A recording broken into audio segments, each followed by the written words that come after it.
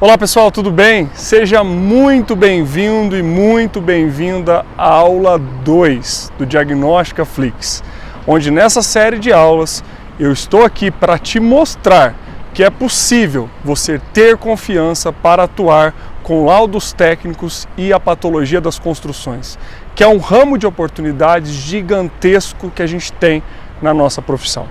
Só que olha só, muito mais do que está aqui te falando, eu quero te provar isso, assim como eu já venho falando através da aula 1. Então na aula 1, nós falamos sobre os principais problemas que nós vemos nas construções e os principais problemas que eu me deparo por aí quando eu faço as minhas inspeções, né? Enfim, todos os serviços que a gente presta dentro dessa área. E aqui na aula 2 de hoje, a gente está para conversar sobre os serviços que você pode prestar dentro dessa área, que são muitos, e eu vou te ensinar aqui sobre eles, e talvez você não conheça muitos dos serviços que eu vou falar aqui nessa aula. Só que olha só, eu estou agora exatamente em cima de uma cobertura de uma edificação que a gente está fazendo um laudo, para mostrar para você, olha só, o que a gente tem lá atrás. O que a gente tem ali são muitos prédios, e basicamente é um mar de oportunidades que eu tenho aqui na minha frente agora.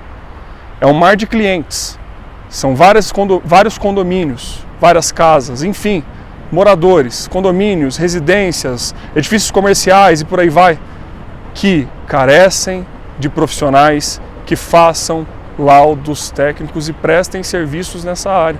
Então, isso aqui, ó, muitas das vezes, um serviço ainda não foi fechado ali porque nenhum profissional chegou até aquele condomínio para apresentar que serviço que pode ser feito lá.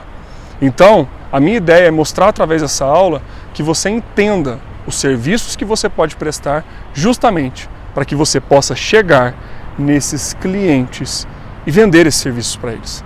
Serviços, tá, que vão trazer uma rentabilidade maior do que a grande maioria dos serviços de engenharia e arquitetura, conforme eu vou te mostrar ao longo dessa aula. Então é isso, continue me acompanhando.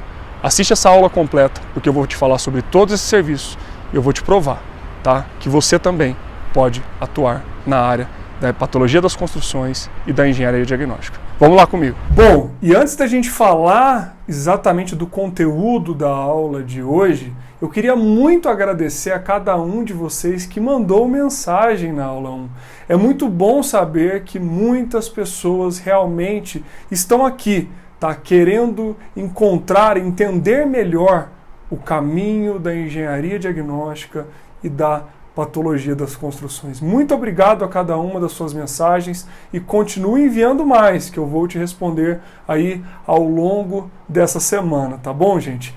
E olha só, eu te falei ao longo da aula 1 que uma das minhas grandes missões de vida é, através do conhecimento que eu adquiri, dos erros e acertos que eu tive, ajudar também outras pessoas. E é por isso que eu estou aqui compartilhando, tá, esse conhecimento com você nesse momento. E a grande verdade, pessoal, é que o conhecimento transforma. E ele pode não somente transformar a sua vida, mas também a vida das pessoas que estão à sua volta. Se você chegou até aqui e ainda não assistiu a aula 1, o meu conselho é que você volte, assista a aula 1 e depois continue assistindo desse momento aqui dessa aula. Tá combinado? Vai lá se você ainda não assistiu. Bom, gente, a grande verdade é que a engenharia diagnóstica se aproxima muito do empreendedorismo. Afinal, na área da engenharia diagnóstica, nós trabalhamos para nós mesmos e não tem nada melhor do que nós encontrarmos a independência financeira, tá? Atingirmos uma posição que desejamos na nossa carreira através do nosso esforço e da nossa dedicação, não é mesmo? E hoje, poxa, graças a Deus eu posso dizer isso. Graças a Deus eu posso dizer que eu trabalho com aquilo que eu amo, que eu faço, que eu respiro, que eu vivo, tá? O que eu amo ao longo dos meus dias, que é justamente aí trabalhar, né, com os problemas das construções, com essas correções, com os diagnósticos, com os laudos e os vários serviços que eu vou falar para vocês aqui ao longo dessa aula. O mercado da patologia carece de profissionais qualificados para, de fato, resolver estes problemas, entender estes problemas, diagnosticar os problemas das construções. E, poxa, como eu falei para vocês, eu passei por erros e acertos. E talvez se eu não tivesse passado por tudo aquilo que eu passei, por tudo aquilo que eu vivi, eu não acreditaria na minha história. Mas eu passei por isso. Eu estou aqui para te contar exatamente este caminho, as ferramentas, um método que vai te ajudar. E um dos pontos importantes nessa trajetória é que você entenda sobre os serviços que você pode prestar. Olha só, eu vou te dar aqui alguns exemplos. De maneira geral, pessoal, o nosso cliente não sabe aquilo que ele quer. E cabe a nós entendermos o problema do nosso cliente, identificarmos a dor do nosso cliente para que justamente nós possamos apontar para ele e indicar qual o melhor serviço para aquela situação que ele precisa. Muitas das vezes o cliente nos chama para fazer, por exemplo, um laudo de um subsolo. Aí a gente chega lá naquela edificação e observa o subsolo dele, realmente tem ali vários problemas. Só que ao olhar o edifício, nós encontramos muitos outros e daquele laudo de subsolo, na verdade, nós podemos propor ali para ele uma inspeção predial, que muitas das vezes ele nem sabe o que é, mas ao explicarmos, ao mostrarmos o valor daquele serviço, o que aquele serviço pode resolver de problemas que ele tem no seu condomínio, ele vai fechar esse serviço com a gente. E por outro lado, depois, por exemplo, de fazermos uma inspeção predial, podem vir ainda outros serviços, como por exemplo, a gestão da manutenção daquele condomínio, em que nós prestamos um serviço de assessoria continuada, como é o caso de um daqueles contratos que eu te mostrei na aula de ontem e te mostrei ali, né, os valores que a gente recebe por isso. E por outro lado, essa inspeção vai gerar inúmeras demandas de obra no condomínio que vão precisar de uma empresa executora, mas também, em muitos casos, vai precisar de uma empresa para fiscalizar aquelas obras. E você também pode oferecer estes serviços para aquele condomínio.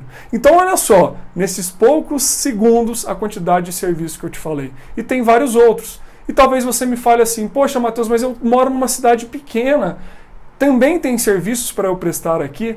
Com certeza, pessoal. Tá? Mesmo você morando numa cidade menor. Quer ver? Eu vou te dar aqui um exemplo. Quem aqui já viu aquele problema de umidade ascendente, aquelas manchas no pé da parede? A maioria dos profissionais não sabe como resolver aquele problema, mas ao entender os problemas, você pode ir lá resolver esse problema para o seu cliente, dar o diagnóstico, claro, até mesmo executar a correção para ele. E claro, aqui é só um dos exemplos, né? Existem diversos outros serviços que você pode oferecer em cidades menores e você também não precisa se restringir somente à sua cidade. Existem outras cidades no seu raio de atuação. Assim como eu, por exemplo, hoje atuamos nacionalmente e eu não me restringo somente ao mercado de Brasília, mas sim ao mercado nacional do Brasil todo, tá certo? Só que olha só, pessoal, para poder oferecer esses serviços para o nosso cliente, resolver a dor dele, né, oferecer o valor para ele, nós precisamos entender sobre esse serviço. E se a gente não entender, muitas das vezes a gente pode perder serviços ao longo da nossa carreira. Como é o caso, pessoal, da Ana Laura Tosi, que quando ela começou a atuar nesse mercado, logo depois de ter sido demitida, ela perdeu alguns serviços porque não entendia ainda, não sabia ao certo, né, como prestá-los. Assiste um pedaço do depoimento dela para você ver. Hoje eu atuo na área de engenharia diagnóstica. Como eu entrei nessa área? Eu sempre trabalhei em construtora, como engenheira, como coordenadora de obras, até que a última construtora onde eu trabalhei, encerraram-se as obras, e eu fui demitida, com 45 anos. E realmente fiquei assim meio perdida, né? Porque o mercado da engenharia, para uma pessoa com 45 anos, não é fácil, né? As construtoras preferem contratar pessoas mais novas, com salário mais baixo. Eu resolvi montar um escritório, onde eu fazia projetos, né? Eu faço projetos estruturais, todos complementares, né? Só que daí começou a aparecer inspeção predial, problemas mesmo, né? Questão de das manifestações patológicas, outros tipos de problemas, né? E daí que eu conheci o seu curso, que foi o que me ajudou muito, muito, muito mesmo. No início, eu cheguei a recusar alguns serviços, no caso de uma inspeção predial, eu não tinha o conhecimento para fazer realmente a inspeção, né? Então, eu acabei recusando bastante serviço. Daí, conforme eu fui estudando, fui assistindo suas aulas, tudo, fui pegando mais confiança, até para, assim, fiz um recebimento de obra de um prédio, meu condomínio me contratou, e hoje eu continuo prestando assessoria para esse condomínio. Então, qualquer coisinha que acontece lá, ele já entra em contato comigo, eu vou até lá, eu gero um pequeno laudo, né, que é relativo só àquela manifestação patológica, já apresento a solução para eles, e assim eu estou com eles já faz um bom tempo. Bom, vamos então começar aqui a falar desses serviços e como entendê-los, enfim, o que é cada serviço e como você pode prestá-los e, acima de tudo, vamos até para campo para mostrar na prática para vocês alguns deles. Continua acompanhando aí. Bom, pessoal, então vamos aqui então falar sobre os serviços que nós podemos prestar, né, dentro da área da engenharia diagnóstica, certo? Então, quais são estes serviços, como entender mais sobre eles e o que você precisa saber sobre este mercado é o que a gente vai falar aqui agora. Então fica ligado, presta bastante atenção para não perder nada, afinal, tá? Tudo que eu vou te falar eu tenho certeza que vai te ajudar bastante, certo? Vamos lá. Bom, pessoal, então a gente falou tanto, né, da área da engenharia diagnóstica, mas não falamos, afinal, o que é a engenharia diagnóstica, né? O que é essa área que a gente está falando tanto aqui até agora. Então olha só essa definição do Gomide, do Neto e do Gulo, tá? Que fala assim: é a disciplina que age com ações proativas por meio de diagnósticos, prognósticos e prescrições técnicas que favorecem a gestão predial no decorrer da vida útil. Ou seja, né, dentro da engenharia diagnóstica, pessoal, né, nós vamos dar lá os diagnósticos, os prognósticos, a gente já falou sobre isso, né? Ou seja, entender os problemas, entender a evolução destes problemas, fazer prescrições técnicas e por aí vai, né? Então, assim, mesmo que a engenharia diagnóstica, né, até por definição, a gente entenda lá muito mais até pela questão de depois que o problema acontece, né, a engenharia diagnóstica tem ações também que vão visar a gente evitar os problemas, né? Existem muitos serviços, conforme eu vou falar para vocês, que estão muito vinculados a também evitar os problemas para que eles não aconteçam, certo? Então vamos lá, vamos falar desses serviços, entender o passo a passo, né? O que a gente tem que entender sobre eles, certo? Só que olha só, primeiro, muita gente pensa que para trabalhar nessa área, né, é obrigatoriamente necessário, por exemplo, ter uma pós-graduação. É até uma dúvida quando as pessoas falam, né, sobre as perícias e tudo mais. E eu já começo aqui dizendo, pessoal, tá? Então, de acordo com a Lei 5.194, lá de 1966, está escrito nela, tá no seu artigo 7º, que fala sobre as nossas atividades profissionais. Lá no item C, tá? A gente tem lá estudos, projetos, análises, avaliações, vistorias, perícias, pareceres e divulgação técnica. Ou seja, muitos desses serviços vão estar justamente aqui, né, dentro dessa área que a gente está falando agora. Então, isso faz parte das nossas atribuições profissionais, né, como engenheiros e arquitetos habilitados que nós somos, tá? Só que é claro, né, quando a gente fala de uma pós-graduação, ela com certeza vai agregar conhecimento, mas não é obrigatório que você tenha para atuar com isso. Afinal, faz aqui, né, parte das nossas atribuições profissionais. Só que a grande pergunta que eu te faço aqui agora é: você se sente capacitado para desenvolver estes trabalhos? Por quê? Por essa descrição e pelas nossas atividades, nós somos habilitados. Só que você se sente capacitado? Você se sente seguro para desenvolver esse trabalho? Então é justamente este o objetivo da nossa aula, dessas aulas que a gente está trazendo, desses capítulos dessa série que a gente está falando tanto, né? Essa é a ideia. É te auxiliar, é você entender que é possível sim você se capacitar, né, e trabalhar dentro da área da engenharia diagnóstica e ter segurança para desenvolver os laudos técnicos, as inspeções e por aí. Então nós já começamos aqui, pessoal, né, com as famosas ferramentas da engenharia diagnóstica. Sim, né, nós costumamos aí chamar de ferramentas, tá? Mas essas ferramentas estão justamente alinhadas com os serviços que nós podemos prestar. E você vai entender que cada uma das ferramentas, né, ela vai ter uma ideia adicional à outra. A gente vai um caminho a mais, tem as mudanças de uma ferramenta aqui para outra, e entender os serviços é um grande passo para que você possa também conseguir vender este serviço. Afinal, nós falamos lá na aula de patologia que você tem que entender dos problemas. Só que agora nós vamos botar em prática o entendimento desses problemas dentro dos serviços que nós vamos prestar. Só que, além dos problemas, além dos serviços, né, você também tem que saber vender esse serviço. E a gente vai falar mais sobre isso também lá até na próxima aula que a gente vai ter aqui, mas hoje o nosso foco vai ser no serviço. E o primeiro, né, a primeira dessas ferramentas é justamente a vistoria.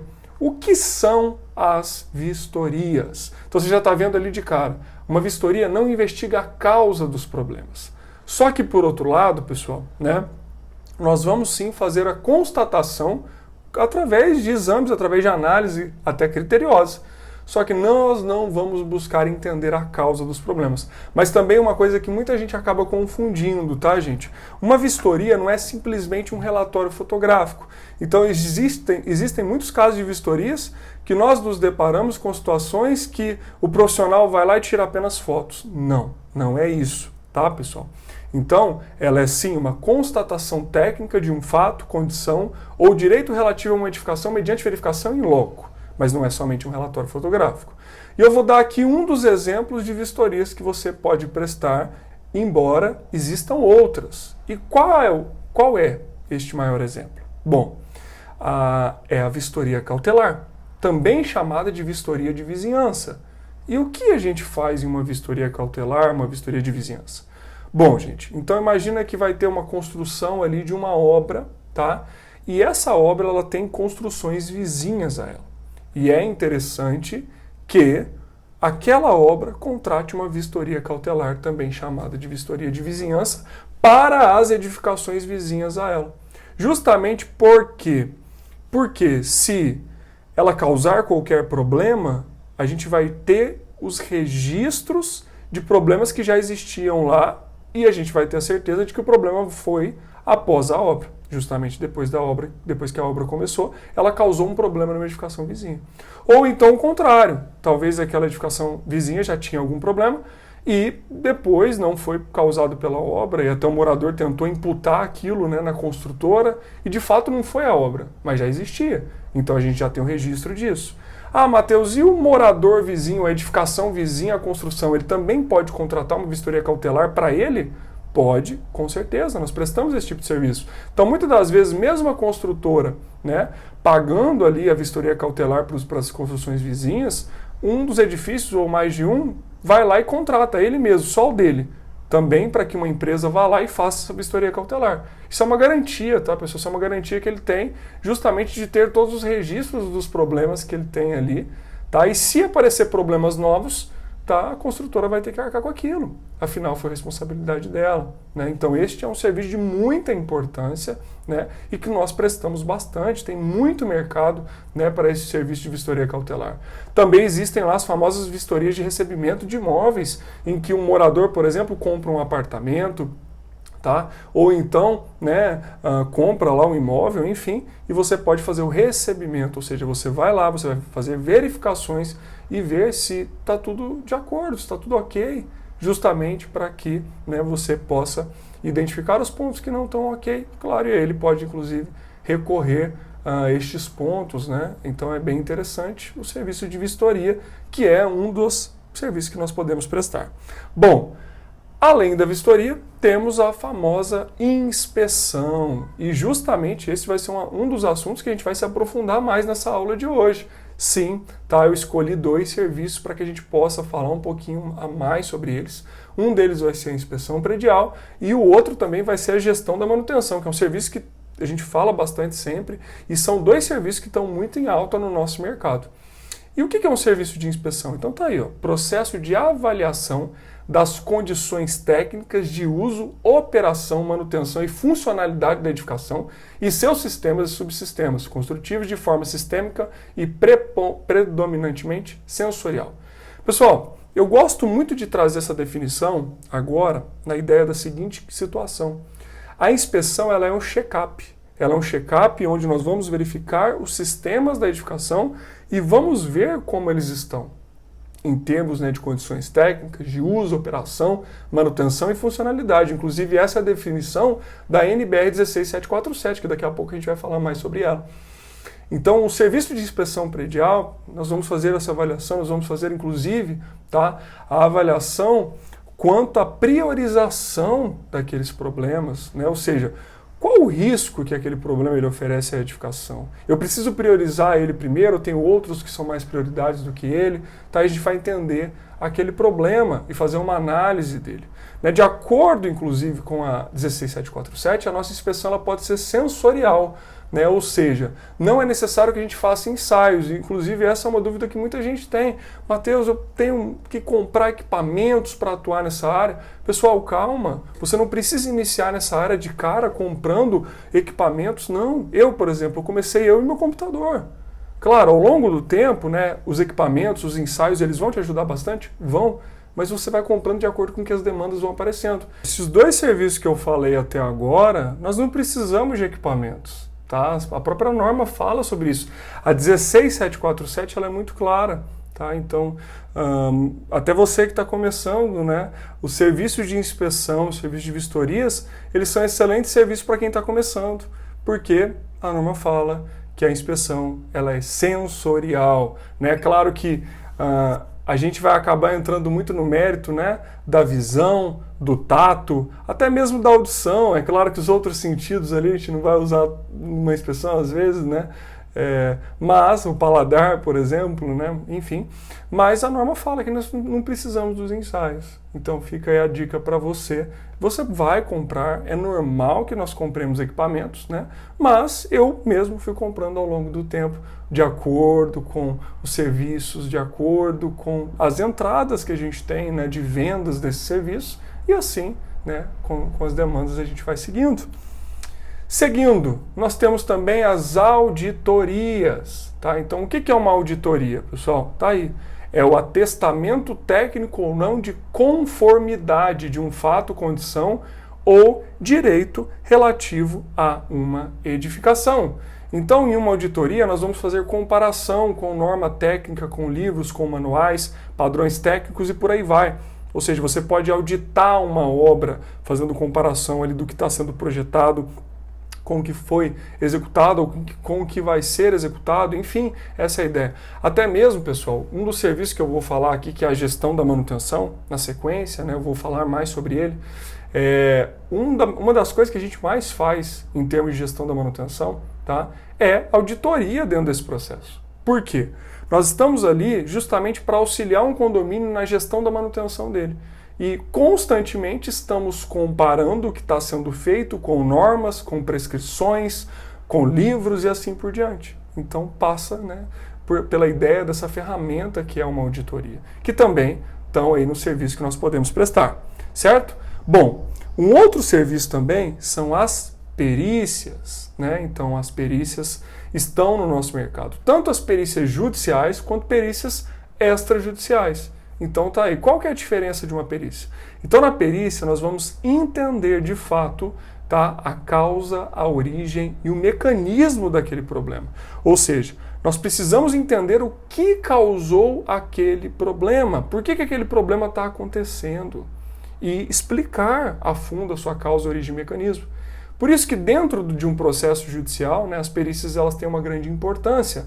Por quê? Imagina lá, um condomínio processou uma construtora pelo descumprimento de critérios técnicos, enfim, está cheio de problema lá. Ou seja, né, para que agora está lá em juízo essa ação. O juiz, ele não é um profissional técnico habilitado da área de engenharia ou arquitetura para entender sobre isso. E aí, justamente dentro de uma perícia judicial, tá, ele vai nomear um perito, certo? Só que esse perito precisa estar cadastrado, né, lá no tribunal. Ele vai nomear, o perito vai cobrar por esse serviço, né, que é um grande mercado que temos, né, dentro das perícias judiciais. E aí, dentro dessa perícia, ele vai apurar a causa, a origem, o mecanismo e vai fazer um laudo pericial. Justamente para que agora o juiz, né, de maneira imparcial, o perito também imparcial, ele vai ler aquele laudo e vai entender por que aquele problema aconteceu. E baseado nesse entendimento e nas outras provas que se tem no processo, claro, né, ele vai lá apurar as responsabilidades e ele vai lá determinar quem foi o culpado por isso. Mas quem vai fazer isso é o juiz, baseado no que o perito colocou. Então tem um grande mercado, né?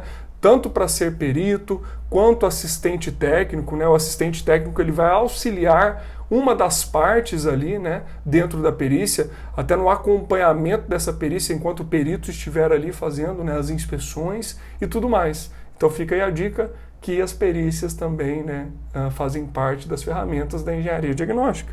E também temos as consultorias. Então, o que é uma consultoria? Bom, pessoal, justamente nas consultorias que nós vamos ali, tá, colocar a solução de um problema. Então, a consultoria está relacionada a uma prescrição técnica a respeito de um fato, condição ou direito relativo a uma edificação. E ela tem a ideia de justamente trazer a solução do reparo daquele problema.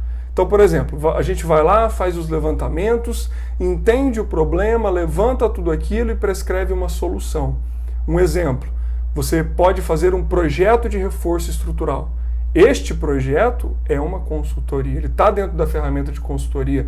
Ou então você determinar, fala, para fazer essa correção tem que ser feito isso, isso, isso. Você fazer ali um caderno técnico descrevendo, né, com os detalhamentos, o projeto daquilo, tá? Isso faz parte também de uma consultoria, tá? Então, dentro do serviço que nós vamos ver lá, a gente vai encontrar os problemas, né?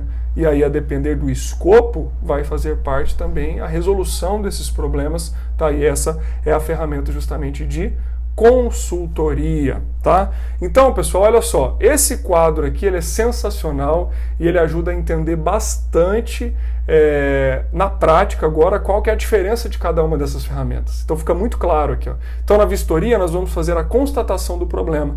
Na inspeção, além de fazer a constatação, nós vamos analisar esse problema, até para entender os riscos, para fazer a gestão de prioridade da edificação, da resolução daqueles problemas. Já na auditoria, além dessas duas etapas, entra a questão de auditar os documentos e processos, ou seja, comparação que a gente falou, né?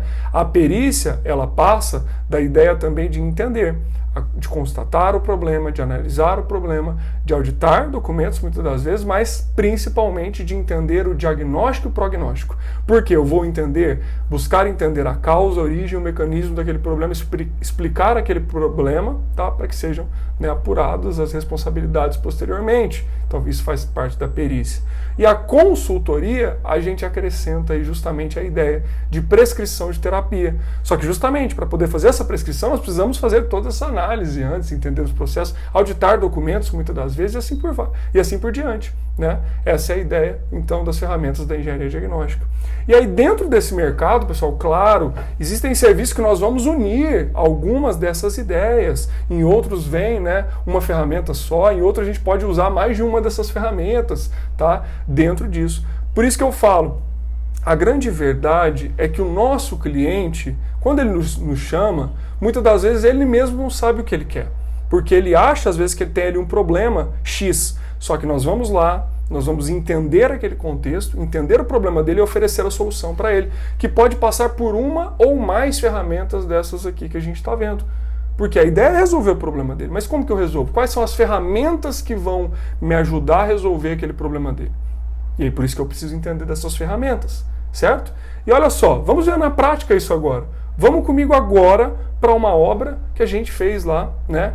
Um laudo, e a partir desse laudo foi feito também o reforço estrutural. Acompanha comigo aí na sequência, vamos comigo lá agora.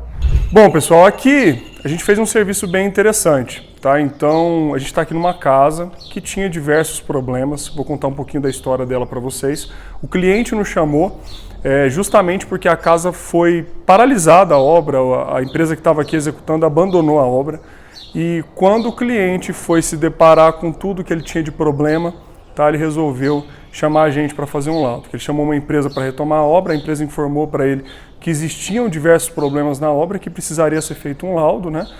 E aí realmente a gente comprovou diversas coisas por aqui. Então o nosso laudo aqui, ele partiu, claro, para entender os problemas, para que a gente pudesse resolver os problemas, mas também, né, esse laudo serviu para que o cliente ele pudesse já utilizá-lo em juízo, ou seja, com uma petição inicial ali, ele já colocou o laudo, né, num processo, justamente para utilizá-lo como uma produção antecipada de provas e, claro, agora ele vai requerer os direitos dele, né, diante disso tudo que aconteceu.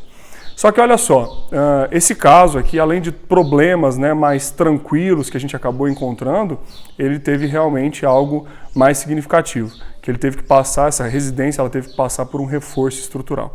Então aqui a metodologia utilizada, tá, foram as chapas metálicas, tanto coladas com resina epóxi, mas também fixadas, né, ali com parabolts, parafusadas, e também, né, perfis metálicos, tá, em alguns reforços de algumas lajes que foram utilizados por conta dos vãos, por conta de uma deformação excessiva, né, que estava acontecendo ali, tá certo? Então vou mostrar aqui algumas coisas para que vocês possam entender. A obra já foi retomada, a gente fez todo o trabalho, vocês viram aí nas imagens anteriores, né, os reforços que foram utilizados, e a obra agora está sendo feita para que o cliente possa retomar as atividades aqui da casa, né? Então muita gente pensa que a engenharia diagnóstica, o mundo da patologia das construções é somente para quem está em grandes cidades, grandes centros urbanos. Não, claro, é também para quem está em grandes centros urbanos, em edifícios verticais e tudo mais, mas temos muitos serviços em residências aqui, como é o caso desse cliente. Me acompanha aqui que eu vou mostrar alguns detalhes para vocês aqui dentro.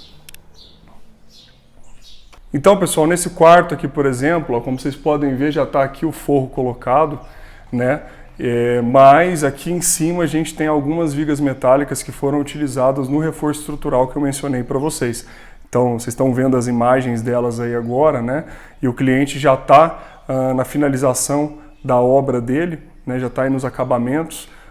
E ninguém nem vê aqui, né, que o reforço está aplicado. Então aí a importância do nosso trabalho, na escolha da metodologia correta, né? Então aqui foi feito todo um levantamento, a gente não sabia se os elementos estruturais tinham seguido o projeto, então a gente teve que utilizar esse equipamento aqui que você está vendo na minha mão, que é a pacometria. Nós também fizemos extrações de testemunho, né, para saber a resistência do concreto, e literalmente essa casa ela foi toda recalculada posteriormente, né, para que a gente soubesse, né, os esforços solicitantes, as deformações e por aí vai, e a gente tivesse realmente um panorama de segurança para o usuário. E aí eu vou mostrar para vocês ali agora uma aplicação com a utilização da pacometria que a gente utilizou aqui, né, justamente para verificar a posição das armaduras, né, então, por exemplo, num pilar, as armaduras principais, os estribos, justamente para que a gente possa saber se foi executado de fato o que estava previsto em projeto, e aí depois a gente trouxe a segurança para o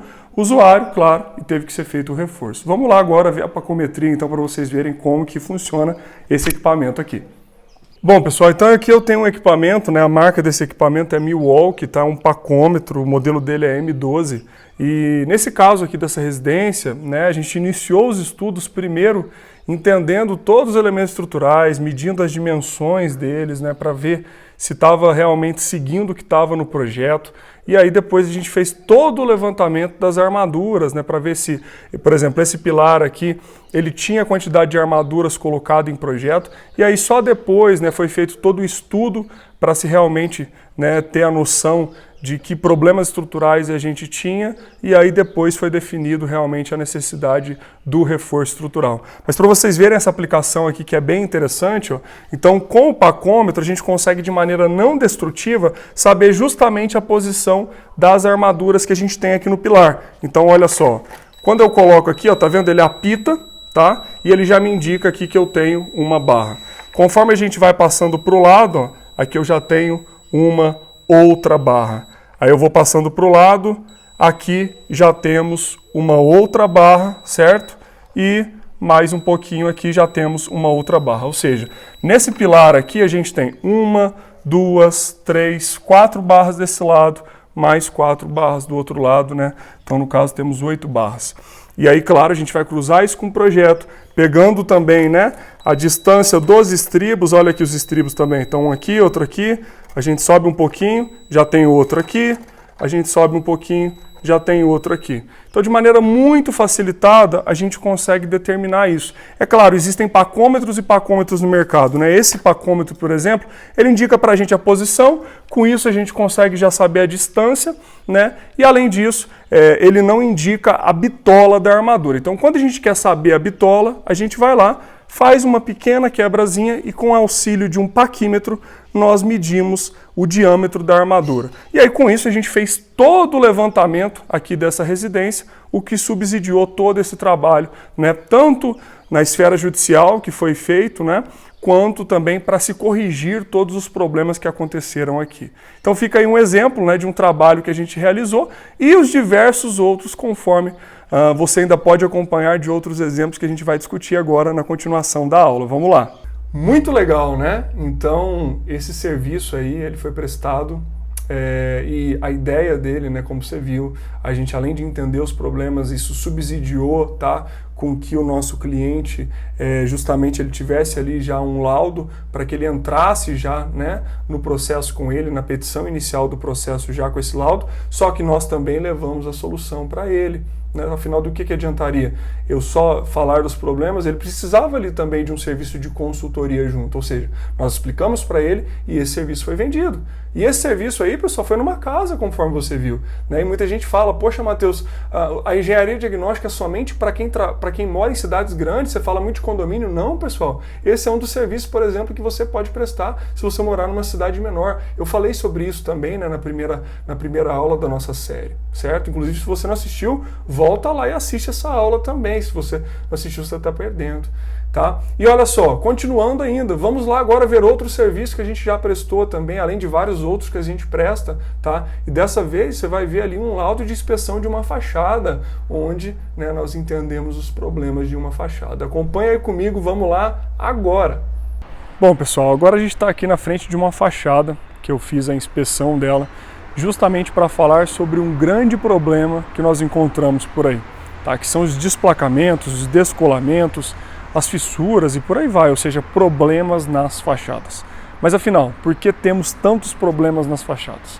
Olha só, pessoal, o primeiro ponto que é importante a gente entender é que a fachada ela é a pele do edifício. Então ela vai receber, poxa, toda essa carga climática, né, logo de cara ali. Essa variação de temperatura, a radiação, a umidade, tudo isso vai fazer com que as nossas fachadas sejam literalmente bombardeadas, né, com essas ações.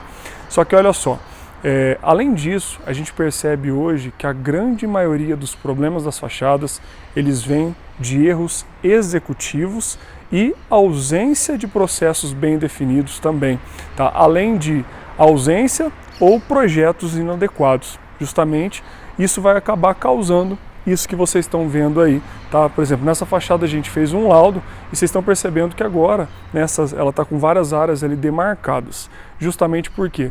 Porque essas áreas apresentaram um soncavo no ensaio de percussão, em que um trabalhador desce ali, né, com técnica de alpinismo e a gente passa ali um martelinho em que é possível escutar, tá, esse barulho do soncavo. Inclusive, ó, acompanha aí para você ver como é nítida a diferença de uma área boa e uma área ruim e como a gente detecta esse soncavo.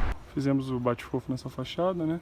Só para mostrar para vocês a diferença do som da área íntegra para a área fofa. Tá? Essa área aqui está íntegra, ó, e a área fofa.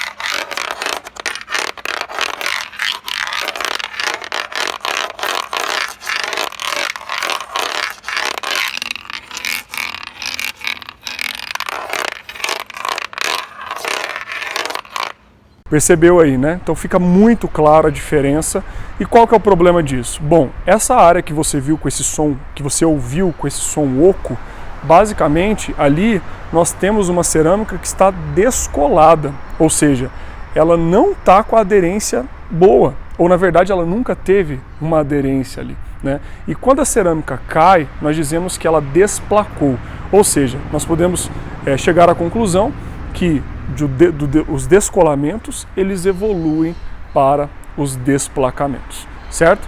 Só que olha só, Hoje nós observamos, conforme eu falei para vocês, que a grande maioria dos problemas eles advêm, né, de falha de projeto, mas também problemas executivos.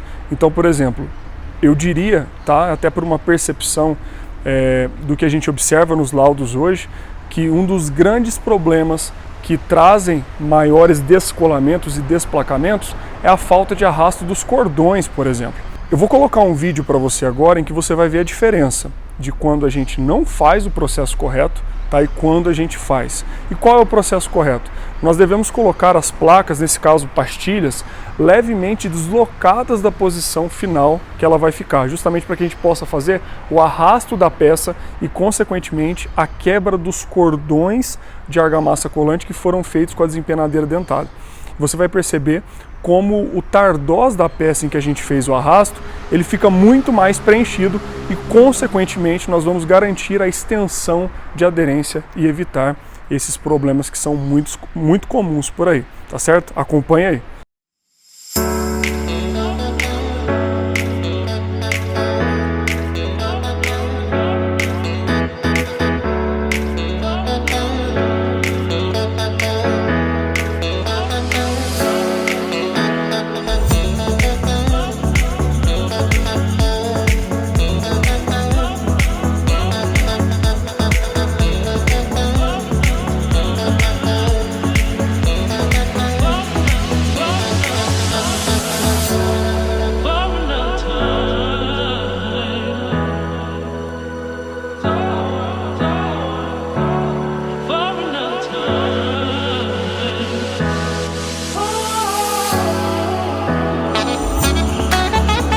Bom, então, olha só, esse serviço de laudo de fachada, inspeções em fachadas, é um serviço que está cada vez mais crescente no mercado. Afinal, nós temos muitas fachadas hoje, né, com diversos problemas por aí.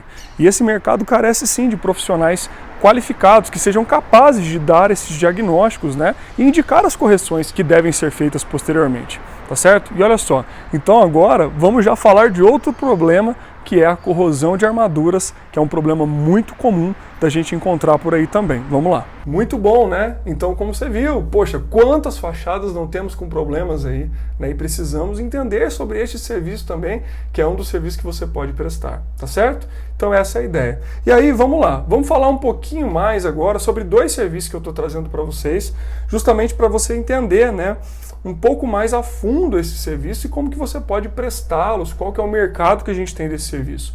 O primeiro deles é a inspeção predial, pessoal. Matheus, por que a inspeção predial está tão em alta assim? Por que você está falando mais dela? Pessoal, primeiro o seguinte, tá? É uma norma recente que a gente tem, tá? Que ela é de 2020. Ah, Matheus, então antes não tinha como, não tinha diretriz de inspeção? Tínhamos, mas não era uma norma técnica. Existiam documentos do IBAP, que é o Instituto Brasileiro de Avaliações e Perícias de Engenharia, ainda existem esses documentos, né, também do Instituto de Engenharia, que nos traziam diretrizes para fazer inspeções. Mas agora a gente tem uma norma técnica, nós temos que seguir esta norma técnica, que é justamente a 16747. E qual que é a ideia da norma, pessoal? A norma, ela vem para padronizar as inspeções, porque justamente como a gente não tinha uma norma, muitas das vezes cada um fazia de um jeito, um fazia um pouco a mais do que o outro, mas e aí? Qual que é o mínimo necessário para ter uma inspeção? A norma ela traz isso agora. E a partir da ideia da padronização, pessoal, nós vamos uniformizar a metodologia, nós vamos trazer qualidade maior para essa inspeção. Por isso que está essa ideia dessa foto, né, de uma linha de montagem. Porque em uma linha de montagem nós temos ali, né, os processos padronizados. E durante uma inspeção é a mesma ideia. Nós vamos padronizar processos justamente para trazer a qualidade quanto à inspeção que está sendo realizada ali, certo?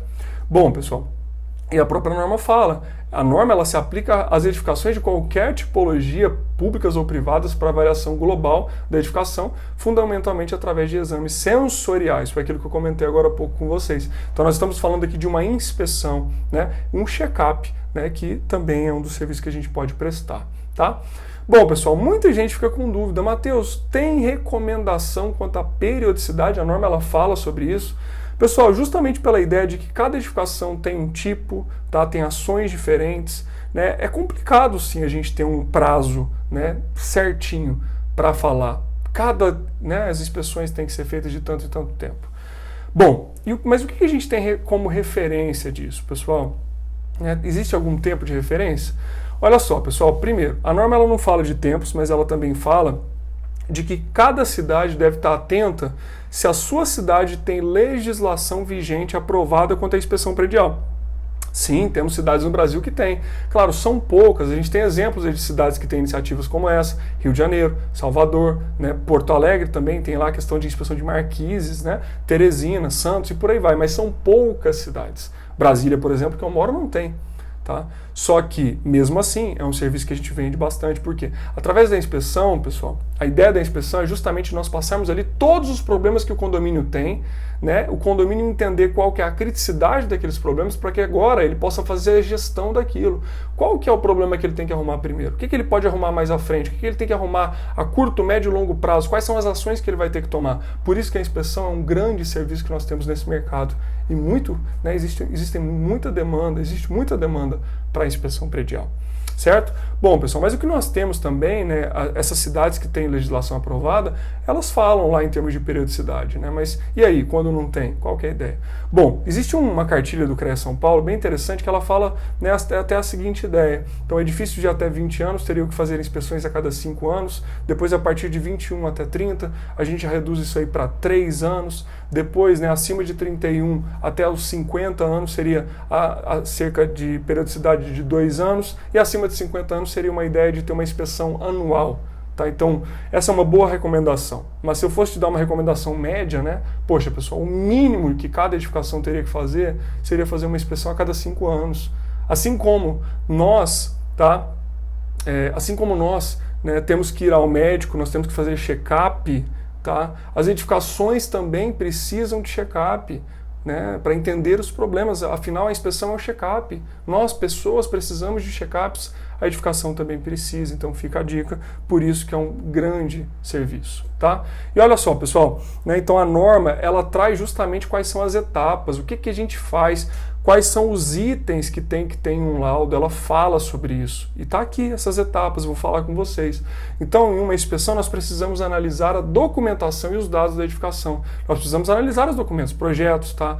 A própria questão de documentação de manutenção, tá? Registro de manutenção, como que está a utilização daquela edificação. Então, nós vamos analisar a documentação dela. Documentos legais também, né? A BITS, laudos anteriores que existem. Então foi feito ali um laudo já de SPDA, que é o Sistema de Proteção de Descargas Atmosféricas. Nós vamos verificar, porque, por exemplo, o laudo de SPDA para edificações lá residenciais, o ideal é que ele seja feito a cada ano, anualmente, né? E nós verificamos essa documentação também em uma inspeção predial, além de várias outras, tá? Claro, então nós vamos levantar e analisar, que é justamente os itens A e B. No item C, a gente vai fazer a anamnese. O que é uma anamnese? É justamente o que? Nós fazemos um levantamento prévio, através de entrevista, né, de entender quais são os problemas que temos aqui naquele condomínio. Né? Aquele problema está ali há quanto tempo? Então nós vamos fazer entrevistas com o síndico, com o encarregado, com moradores. Vamos perguntar coisas que vão nos ajudar a entender aqueles problemas e fazer esse levantamento. Certo?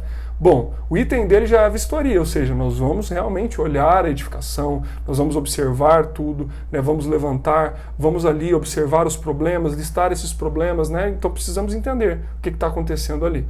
Ah, Matheus, você falou que a inspeção é sensorial, mas eu posso, como diferencial, oferecer sim ensaios dentro dela? Pode, pessoal, com certeza, é uma boa recomendação, né? Ou fazer análises um pouco além do sensorial. Então, assim, o sensorial seria só observar, mas por que não, se eu estou ali para entender uma trinca, eu não vou monitorar aquela trinca com selo de gesso? Poxa, eu vou ajudar meu cliente, por isso que eu tenho que entender a necessidade do meu cliente. Por que não pegar uma marreta ali com talhadeira e quebrar para observar e entender melhor o problema? Eu estou ajudando meu cliente. Por que não fazer um ensaio também? Poxa, eu estou melhorando o processo de inspeção para o meu cliente. Então, essa é a ideia. Tá? Então, fique atento, né? Porque tem, né, várias coisas que a gente pode agregar. Mas eu tenho que fazer o mínimo está aqui. Tá? Bom, depois de fazer a vistoria, né, levantar todos esses problemas, nós vamos fazer o quê? Classificar esses problemas. Né? Então, esses problemas que eu tenho ali, tá? Eles são o quê? Aí dentro dessa classificação, nós temos anomalias e falhas. Então eu tenho que entender, aquela anomalia, tá, é uma anomalia endógena, que tem a ver com projeto, execução, ela é uma anomalia funcional, tá, e enfim, as classificações que a gente vai ter lá na norma. Tá? Ela é uma falha, as falhas têm relação com ausência ou erro de manutenção. E aí eu vou classificar os meus problemas de acordo com anomalias ou falhas, certo? Além disso, eu vou dar recomendações. Quais seriam as recomendações que eu vou passar daquele problema? Então, aquele problema eu tenho que arrumar de alguma maneira, eu vou fazer uma recomendação. Ou então não. Sabe o que pode ser uma recomendação também de um problema? Você pode recomendar que seja feita uma inspeção específica daquele problema, porque você identificou que vão ser necessários fazermos ensaios específicos, que não foram previstos antes. Tá? Então pode ser sim, inclusive a norma fala sobre isso, né? Mas nós vamos fazer recomendações quanto a cada problema. Além dessa recomendação, pessoal, tá? O que a gente vai fazer? Nós vamos organizar prioridades. Então aqueles problemas que estão ali, eles são prioridade 1, prioridade 2 ou prioridade 3. Ou seja, prioridade 1 são problemas que causam realmente risco à vida dos usuários, até mesmo muitas das vezes risco de colapso, enfim, são os problemas mais graves. Se eu falo de um problema prioridade 2, eu já estou pensando em perda parcial de desempenho, né? Ou seja, eu estou ali, eu posso até utilizar aquele local, mas eu perdi desempenho. Então, uma trinca de canto de janela, está entrando água por uma trinca, né? Não me impede de utilizar aquele local, mas está entrando água. Então, em relação à estanqueidade, né, eu tenho ali um processo que está comprometido. Então, essa seria uma prioridade 2. Ou prioridade 3, que seriam ali, né, questões mais estéticas, problemas menores, né? Mas, Matheus, por que tem que fazer essa classificação? Pessoal, por quê? Se eu entendo prioridade 1, 2 ou 3, eu vou entender o que eu preciso fazer a curto, médio e longo prazo. Então, o condomínio ele vai conseguir fazer a gestão desses problemas que ele tem para que justamente agora ele possa tomar os próximos passos. Olha que sensacional isso, gente. Olha o valor que uma inspeção predial, né, é capaz de fornecer para o síndico, para o usuário. Isso é fantástico, tá? E além disso, vai ser feita a avaliação da manutenção, avaliação do uso, né? E juntando tudo isso, nós temos a redação e emissão do laudo. Tá, pessoal? Então, assim, a norma, ela traz até os itens que tem que ter dentro do laudo. Os itens que vão estar lá. Ela é bem mastigadinha, ajuda muito a gente. Tá? E aí eu preciso, claro, entender os problemas para agora, né, escrever sobre esses problemas dentro do meu laudo, de acordo com a 16747. E nós temos um grande mercado de inspeção predial, pessoal. Um grande mercado. E muitas das vezes um condomínio ele ainda não fez a inspeção porque nenhum profissional foi lá oferecer esse serviço para ele. É o que eu venho falando a vocês, pessoal. Não existe medo de estar aqui divulgando isso para vocês. Tem mercado para mim, mas tem mercado também para você. Você também pode atuar na área da engenharia diagnóstica, certo? Bom, e além disso, tá? Vamos aqui falar sobre a manutenção. Afinal, né, manutenção também é sinônimo de oportunidade, pessoal. Manutenção é sinônimo de oportunidade. Eu já começo aqui com a lei de Sitter para vocês. O que fala na lei de Sitter? Bom, essa lei de Sitter está ali, nesse gráfico que você está vendo, a ideia é o quê? Imagina que eu tivesse ali um problema e eu precisasse tomar uma ação no projeto para não ter esse problema, na verdade, né? Ou seja, eu quero evitar esse problema na minha obra. Se eu tomasse essa ação no projeto, isso aí me custaria uma unidade monetária. Vamos pensar em unidade monetária, não vou falar em X mil reais, mas sim unidade monetária, certo? Bom, pessoal, se eu não tomei essa ação no projeto e eu tomei durante a execução da minha obra, aquilo que eu teria pago uma unidade durante o projeto já vai me custar em média 5 vezes mais aquilo, certo? Ah, Matheus, eu não tomei na obra também, eu tomei enquanto a edificação está em uso, mas de maneira ainda preventiva, porque foi antes do problema acontecer. Ótimo, mas isso aí vai custar em média 25 vezes mais do que se você tivesse pensado naquilo lá no projeto. E o pior de todos os casos, que são as correções, as manutenções corretivas. Se você não pensou em projeto, não pensou em execução, não pensou de maneira preventiva, isso vai custar em média 125 vezes mais do que você tivesse feito lá no projeto. Então, é importante você saber isso, mas também é importante saber que manutenção é sinônimo de oportunidade. O mercado de manutenção é gigantesco. Então, você pode trabalhar com correções de problemas fazendo manutenção, né? Manutenções preventivas, tá? E por aí vai, corretivas, preventivas e preditivas, que são os tipos de manutenção que nós temos. Mas existe um grande mercado de um serviço que é a gestão de manutenção, que é um serviço que a gente mais presta. E o que nós fazemos, pessoal, num serviço de gestão da manutenção? Olha só, então no serviço de gestão da manutenção nós vamos justamente assessorar um condomínio com relação à gestão da manutenção dele. Então ele tem uma série de manutenções que ele tem que fazer. O primeiro passo é, ele tem um manual de manutenção, se ele não tiver, esse manual tem que ser elaborado, porque ele deveria estar ali. Ele é um documento de extrema importância, então a gestão já ajuda nisso. Tá, se ele tem, mas vamos ver agora se ele está cumprindo essas ideias, né? Vamos fazer um planejamento prévio e vamos estar ali dia a dia para contratação, para verificação dos serviços que vão ser feitos de manutenção, tá? Então existe essa ideia toda dentro do serviço de gestão da manutenção. Tá? Então nós vamos verificar documentações, registros, tá?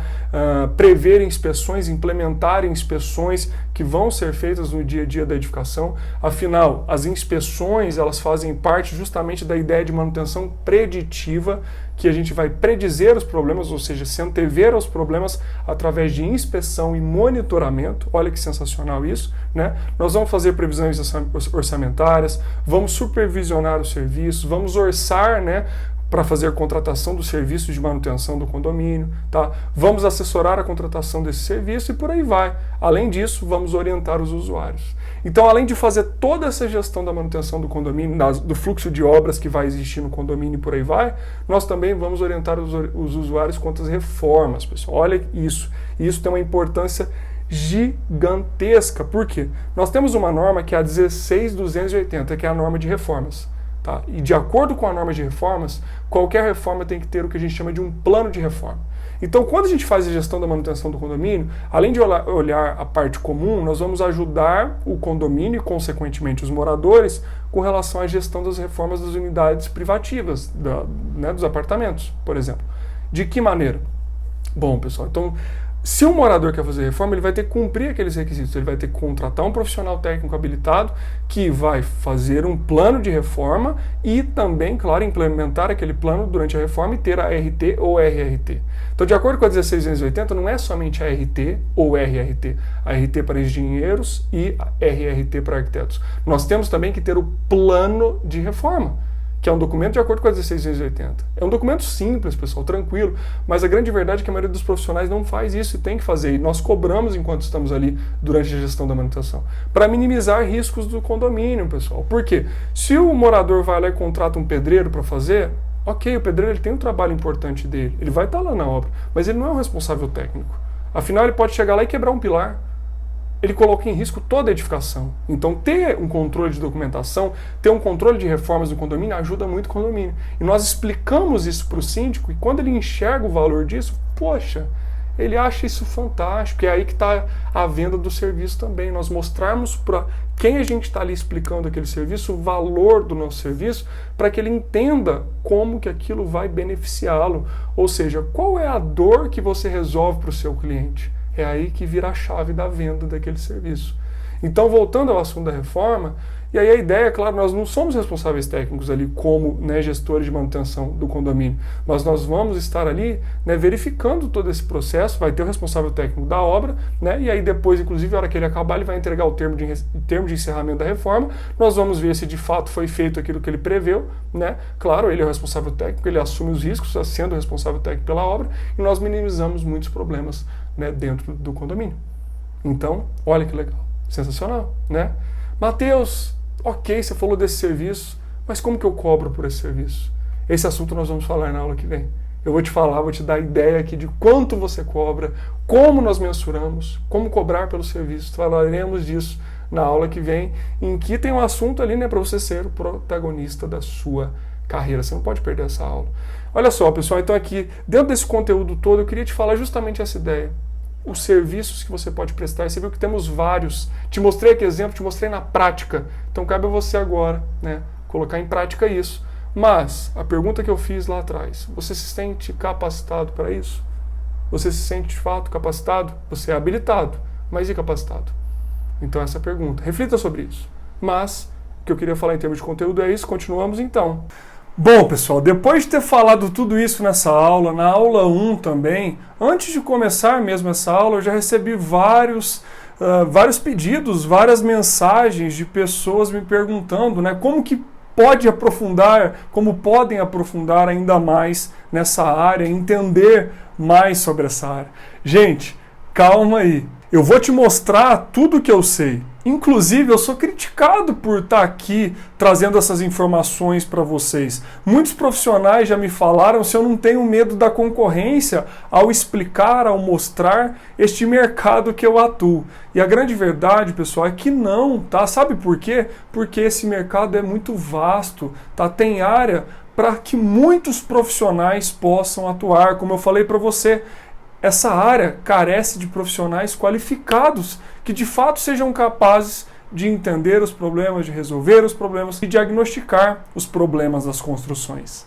E a grande verdade também é que hoje muitos profissionais atuam em áreas que não gostam, ou talvez estão procurando uma recolocação de mercado, ou ainda realmente procurando uma área com que possam atuar e de fato trabalhar com aquilo que goste, algo que faça sentido, algo que te faça realmente acordar todos os dias feliz para levantar e ir à luta para o trabalho. Eu quero te mostrar agora na íntegra o depoimento da Ana Laura Tosi, que eu mostrei lá no comecinho da aula, um pequeno trecho, para você ver que hoje a Ana Laura trabalha com engenharia diagnóstica, ela vive disso e é bem paga por isso e, acima de tudo, é feliz por trabalhar neste ramo tão apaixonante. Acompanha aí. Sou de Sorocaba, né? Hoje eu atuo na área de engenharia diagnóstica. Como eu entrei nessa área? Eu sempre trabalhei em construtora, como engenheira, como coordenadora de obras, até que a última construtora onde eu trabalhei, encerraram-se as obras e eu fui demitida, com 45 anos. E você trabalhava em que tipo de obra, Ana? Obra predial, essa última obra que eu estava era obra nuclear. Legal. Uma obra para a Marinha.